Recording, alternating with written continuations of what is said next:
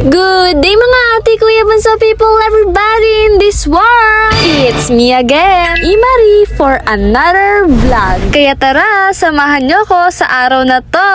Welcome to my real life, Real Ims.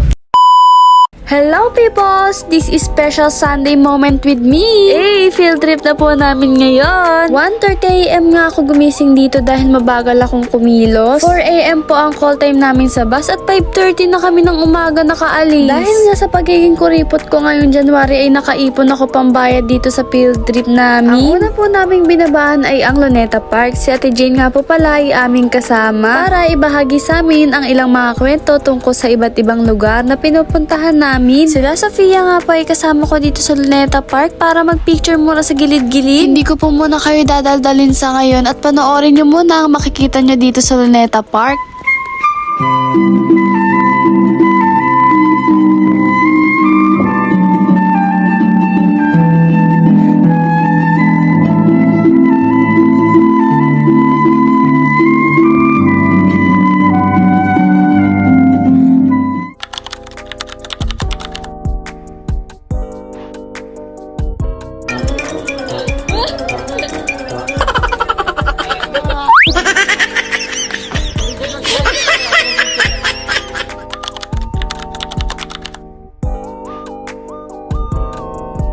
Lahat po ng nakitang mga bones ng World War II ay pinagsama-sama po dyan.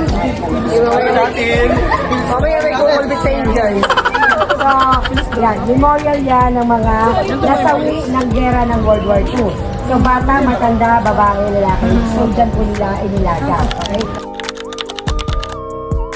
At sa Manila Cathedral ay hindi maglo-long lasting. Yes. Para meron first.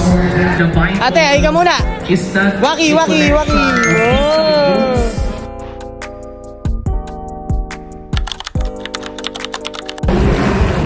Kung ng araw pa lang minahal na kita. Talaga. Okay. So nakikita nyo ba yung nasa harapan nyo? Ganda naman ang darna namin. Oo, syempre. Ano ba to? Kakaiba. This area, ay Tagalog pala tayo. Filipino. Oo, Filipino. Ito dati noon. Okay, nakalipas, nakaraan.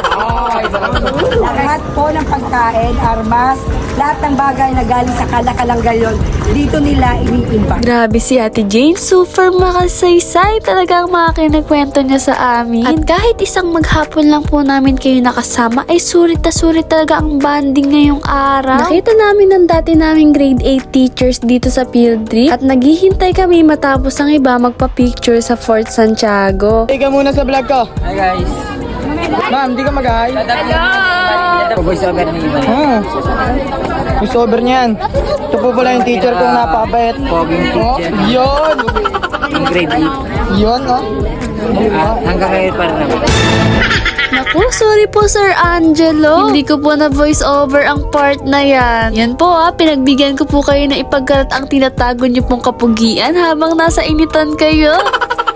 Marami-rami rin po akong nakitang mga turista dito at kitang-kita sa pakikinig nila sa tourist guide na sabik silang malaman kung ano ang naging buhay natin sa nakalipas na maraming taon. Sabi nga po ni Ate Jane, sa likod ng Fort Santiago ay naroon na ang Ilog Pasig. Hindi nga lang po bukas ang gate na shortcut dito at may bantay pa na guard. Makakapunta naman po kami roon. Hindi ko nga lang po maipapakita sa vlog dahil nakalimutan kong mag-video. Ayan po sila Mary. Tinatanong niya na kung bakit hindi ko raw sila sinasama sa vlog. Ay, sorry naman. Panay vlog lang kasi ako sa paligid natin.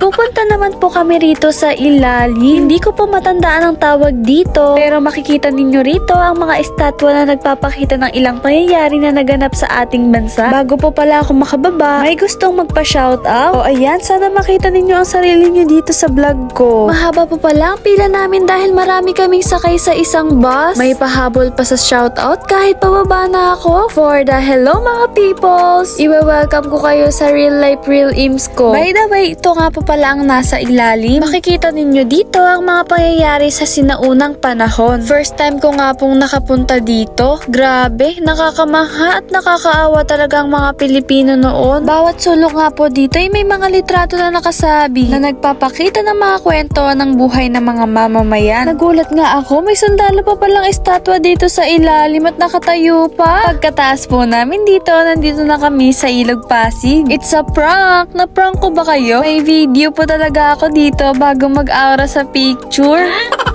Meron nga pong hulugan dito ng barya. Ewan ko kung balon yun, maghahagis ka ng barya at hihiling pero hindi ko ginawa. Eto, nang burawat pa nga si Johnny kay Sofia para ihulog sa balon. At sabi pa niya, hihilingin daw niya na magkatuluyan sila ni Gerald habang buhay. Ayan, nakachamba, 5 piso pa ang binigay ni Sofia. Ay nako, pasaway talaga kahit senior high student na.